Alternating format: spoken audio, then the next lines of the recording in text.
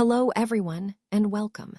I'm excited to kick off today's presentation with a topic that touches many lives, the secret lives of married men. On this first slide, I want to give you a brief overview of what we'll explore together. We'll look into why maintaining peace in relationships, which seems so simple on the surface, can become surprisingly complex. We'll also uncover the emotional games many couples get caught up in, and how these dynamics lead modern men to step back, shut down, and often stop pursuing their partners the way they used to. Finally, we'll discuss a little-known but powerful truth. Many married men secretly hate their lives, longing only for peace and consistent peace, even though their wives are aware of this desire. So, stay with me as we delve into these insights and work toward understanding and improving these relationships. And this leads us to the real question. To her, it doesn't matter that her actions erode trust, masculinity, and emotional connection. She doesn't notice the damage, and frankly, she doesn't care. Because she's not really thinking about the relationship, she's only thinking about herself. This is just punishment. No conversation, no openness, no desire to understand. Instead, she withholds intimacy as a way to control. And when nagging doesn't work, what happens? Well, this isn't collaboration. It's not love. It's manipulation disguised as communication. She disrupts his peace through constant nagging, criticism, or emotional pressure, things designed to wear him down. And he gives in, not because he truly agrees, but because he just wants the noise to stop. Now, does she communicate like an adult? Does she express her needs directly, problem solve like a partner?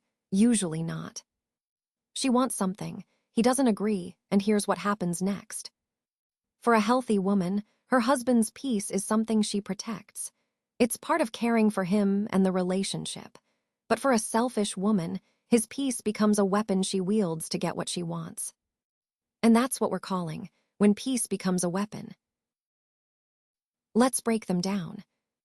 Because these behaviors are actually rooted in belief systems that have been quietly passed down from woman to woman, generation after generation. And often, these beliefs are disguised as relationship advice, which makes them seem normal or even helpful. It's so ingrained that it becomes just part of how we see relationships.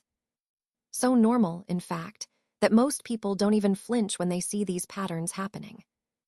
That's why I want to ask, why has this toxic pattern become so normal?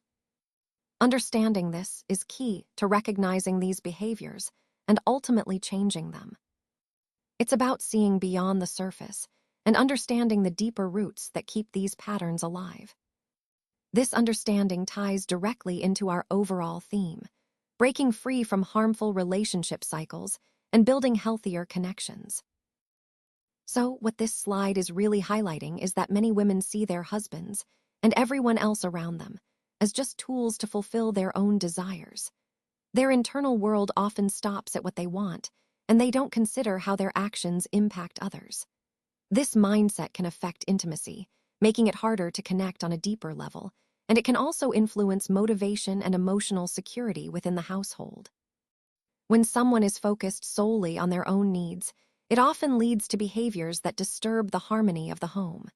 It's important to understand what their husbands need from them, whether it's support, understanding, or respect, and how their feelings can get overlooked in this dynamic.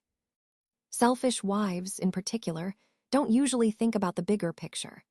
They're not necessarily acting out of malice, but their focus is on their own wants, which can be described as pure selfishness. Recognizing this is key because it helps us see how such behavior impacts not just the individual but everyone around them, especially in the context of a marriage or household. Understanding these points allows us to better grasp the importance of shifting from selfishness to a more empathetic and mutually supportive mindset. So to them, their husband isn't really seen as a partner. Instead, he's more like an NPC, a non-player character, whose only role is to serve the plot of their life. They don't see him as an individual with his own needs or feelings. Introspection, or the ability to look inward and reflect on their own emotions, is non-existent in this perspective. Empathy, the capacity to understand and share the feelings of others, is often optional or even absent. Everyone else around them feels like just background actors, supporting characters in their story. They are the main character, the center of their universe. Now, some people operate on what we might call the lowest level of emotional or psychological awareness. This means they might not recognize or understand their own feelings very well, let alone those of others. They might be functioning on a very basic level, reacting instinctively rather than thoughtfully. Recognizing this helps us understand different ways people engage with their relationships and the world around them. It ties into the overall theme of how awareness and perception influence our interactions and sense of connection. In their mind, love is not mutual. It's a competition, so they hoard, they take, they demand, they withdraw, they negotiate affection like a currency. If he gets something, I lose something. Their worldview is simple. These women know their husbands have needs. They just don't care. This is what we call a zero-sum mentality. It's the idea that love and affection are limited resources, and if one person gets more, the other must get less. It's a mindset that drives them to see love as a battleground rather than a partnership. Understanding this mindset helps us see why conflicts and misunderstandings often escalate in these relationships, because both sides are operating under the assumption that love is a finite resource to be fought over. This is what I call the ascending spiral. It's important to understand that this cycle isn't driven by fear or obligation. Instead, it's rooted in the idea that nurturing is reciprocal. When one partner gives freely, the other naturally feels safe to do the same. So when you care for your husband's needs, he, in turn, will care for yours without even needing to be asked. Emotionally mature, self-aware women recognize this simple yet powerful truth. They know that by fostering this kind of giving and receiving, they create a healthy, balanced relationship. And the key takeaway here is that not all women see this dynamic the same way. Some might not understand the higher law of relationships that actually strengthens the bond when both partners give from a genuine place.